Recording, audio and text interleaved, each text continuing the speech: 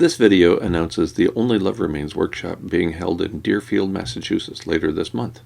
Specifically, the workshop will be held August 26th through August 28th, 2022 at the Woolman Hill Retreat Center in Deerfield, Massachusetts. You can find all the details at onlyloveremains.org. First, though, I'll provide a little context via headlines. Each of these headlines appeared within the last week in corporate media outlets. From USA Today, photos show intense rain turning roads into car-clogged rivers in Seoul. 9 dead in floods. From Bloomberg, historic drought threatens to cripple European trade. From The Guardian, parched rivers, dunes on fire, why this Europe-wide drought isn't a freak event.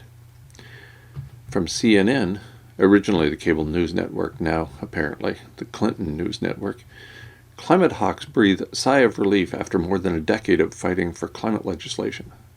Wait, what? Climate hawks breathe a sigh of relief. So apparently we fixed it. We fixed it. Climate change is no longer an issue of any significance for any of us because legislation has been passed. Oh my.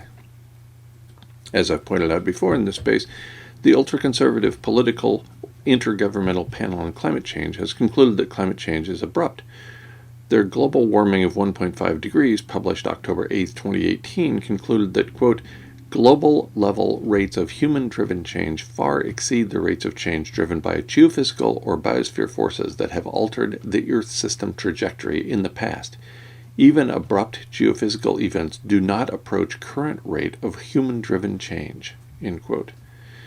In addition, as I've also pointed out before in this space, the ultra-conservative political Intergovernmental Panel on Climate Change has concluded that climate change is irreversible. In the IPCC's special report on the ocean and cryosphere and a changing climate, published September 24, 2019, an overheated ocean was said to be responsible for the irreversibility of climate change. Quote, ocean acidification and deoxygenation, ice sheet and glacier mass loss, and permafrost degradation are expected to be irreversible on timescales relevant to human societies and ecosystems, end quote. Let's turn back the clock to October 4th, 2014, nearly 9 years ago. I was living alone in rural southwestern New Mexico.